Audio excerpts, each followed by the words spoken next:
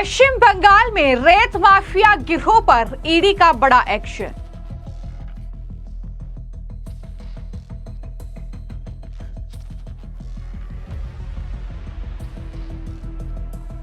रेत तस्करी केस में ईडी ने 22 ठिकानों पर की रेड। कारोबारी शेख जहीरुल अली के घर ईडी ने ली तलाशी।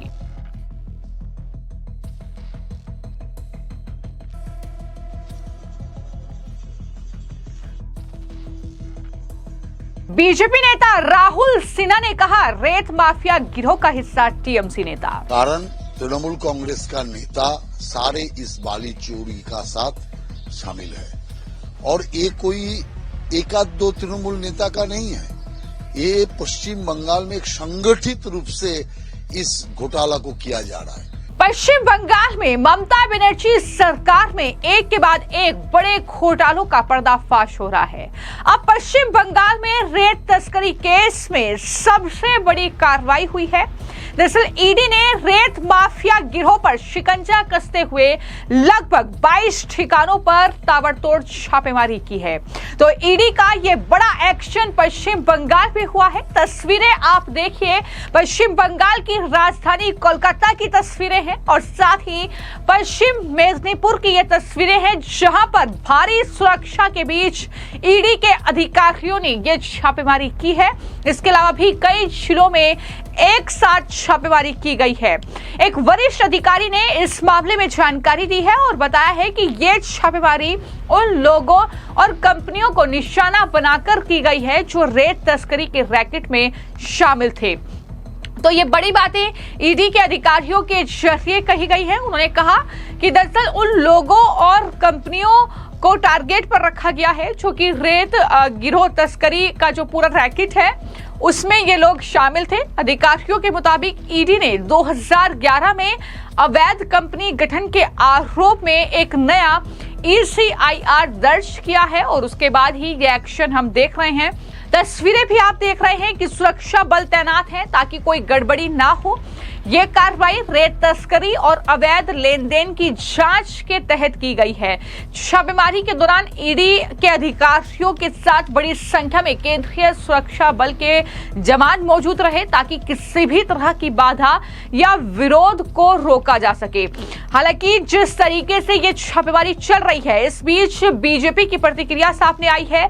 बीजेपी के नेता राहुल सिन्हा ने इसमें बड़ा आरोप टीएमसी पर लगाया है। उन्होंने कहा है कि ये जो पूरा गिरोह चल रहा है इसमें टीएमसी के नेता भी शामिल है। क्या कहा है उन्होंने इस रेड पर, जरा सुनिए। बाली का चोरी बहुत दिन से हो रहा है और खुलेआम हो रहा है।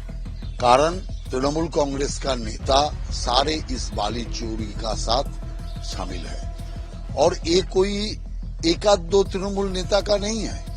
ये पश्चिम बंगाल में एक संगठित रूप से इस घोटाला को किया जा रहा है और कालीघाट तक इसका कनेक्शन है और अभी देर से है सही, फिर भी ईडी ने आज जो छापा मारने का काम शुरू किया 22 स्थान पर, मैं समझता हूं इससे और भी सारे तथ्यों सामने आ जाएगा और अब देखिएगा तृणमूल ने कैसे बाली चोरी का भी एक बड़ा नेटवर्क पूरा पश्चिम बंगाल में बनाया। सबको दंडित करना चाहिए, ऐसा हमारा मानना है। देखिए तृणमूल का पास और कोई चारा नहीं है, इसलिए मालदा, कुछ बिहार, आपका बांकुड़ा, पुरुलिया, सब जगह में तृणमूल का नेता लोग अभी सीधा खुलेआम वो हुमकी देने का काम कर रहा है। इसीलिए धमकी दे रहा है कारण वो समझता है जो और जनता से तो हम जीतेंगे नहीं, एक डर पैदा करो, भय का माहौल बनाओ और उस भय का माहौल बनाने का एक साजिश है। तो बता दें कि ईडी ने कोलकाता समेत राज्य के कई इलाकों में ये एक साथ छापेमारी की है। इसमें बेहला, रिजेंट पार्क, विधान नगर और कल्याणी जैसे क्षेत्रों के व्यापारिक प्रतिष्ठान और संदिग्ध लोगों के ठिकाने शामिल हैं जहां पर ये छापेमारी की गई है।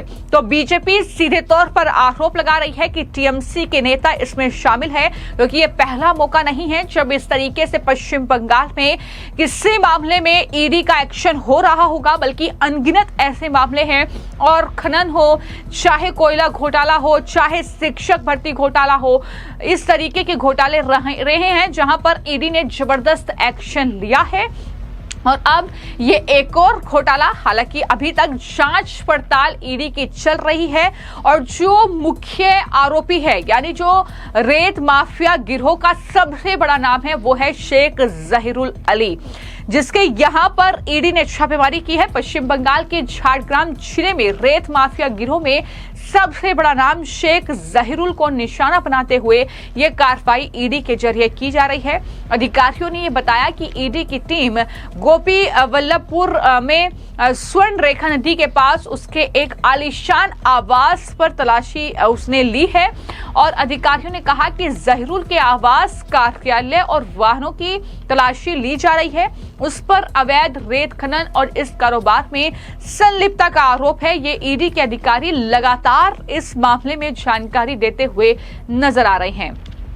बता दें कि जहीरुल पहले ग्राम पुलिस अधिकारी के रूप में काम कर चुका है, तो इस तरीके से वो लाभ भी उठा सकता है। सरकार हो सकता है कि उसे किसी भी तरीके से लाभ कर रही हो, या सरकार में शामिल नेता या अधिकारी, ये कई तरह के सवाल जो हैं इस बीच उठ रहे हैं। अधिकारियों ने जानकारी दी कि कई रेत खदानों का मालिक जहीरुल रेत कारोबार में आने से पहले ग्राम पुलिस अधिकारी के रूप में काम कर चुका है। ईडी की टीम झारग्राम जिले के बैलिया बेरकिया और चंबोली प्रखंड में रेत खदान के अन्य मालिकों की संपत्तियां और कार्यालयों पर भी छापेमारी कर रही है। यानी ये गिरोह कहां तक है, कहां तक इसके तार हैं, कहां तक जो है इस तरीके की अवैध कमाई हो रही है, अवैध तरीके से रेत खनन हो रहा है, इस तरीके की जांच पड़ताल अब इस मामले में लगातार हो रही है। ईडी के अधिकारी लगातार सूत्रों के हवाले से ये जानकारी मिल रही है कि वो बता रहे हैं कि ईडी की इस कार्रवाई का मकसद रेत के गैर कानूनी कारोबार से जुड़े वित्तीय नेटवर्क को उजागर करना है, और उनका कहना यह भी है कि हमें शक है कि इस गिरोह से बड़ी रकम कई बीमा कंपनियों और व्यापार में लगाई गई है। उन्होंने ये भी कहा कि ईडी की टीम प्रमुख लोगों से जुड़े व्यापार के रिकॉर्ड, वित्तीय दस्तावेज और संपत्तियों की जांच कर रही है।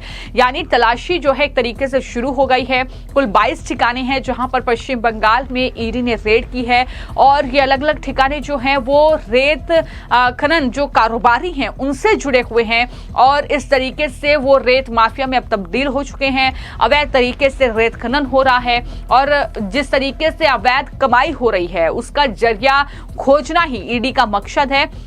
ईडी ने यह साफ तौर पर कहा है कि टीम जो है वो प्रमुख लोगों से जुड़े व्यापार के रिकॉर्ड क्या है, वित्तीय दस्तावेज क्या है, संपत्तियों की जांच लगातार उनके जरिए की जा रही है। तो कुल मिलाकर इस तरीके से ईडी का जो एक्शन है वो पश्चिम बंगाल में चल रहा है, लेकिन सबसे बड़ा सवाल ये है कि पिछले कई ऐसे घोटाले पश्चिम बंगाल में रहे हैं जहां पर जब तफ्तीश हुई है, जब जांच हुई है, तो उसमें सरकार में शामिल नेताओं, मंत्रियों का नाम उजागर हुआ है।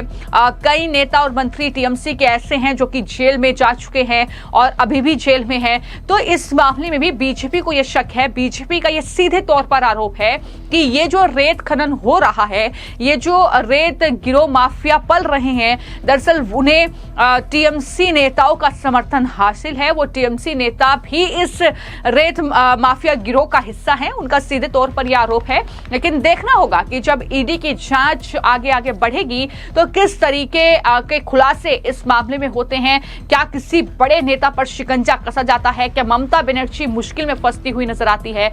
यह कहीं ना कहीं इस मामले में अब देखना होगा। तो कहीं ना कहीं इस मामले को लेकर अब सियासत भी पश्चिम बंगाल में गर्माती हुई दिखाई दे सकती है। हो सकता है कि बीजेपी अब इस मामले में कोई नया खुलासा करे, हो सकता है कि बीजेपी की तरफ से कोई ऐसा नाम का जिक्र किया जाए। तो देखना होगा कि ईडी किस तरीके से ये 22 जगहों पर जो ठिकानों पर छापेमारी की गई है उसमें क्या सबूत ईडी को हाथ रखते हैं और इस गिरोह का सरगना कौन है, इसका नाम उजागर होता है। इसका इंतजार करना होगा।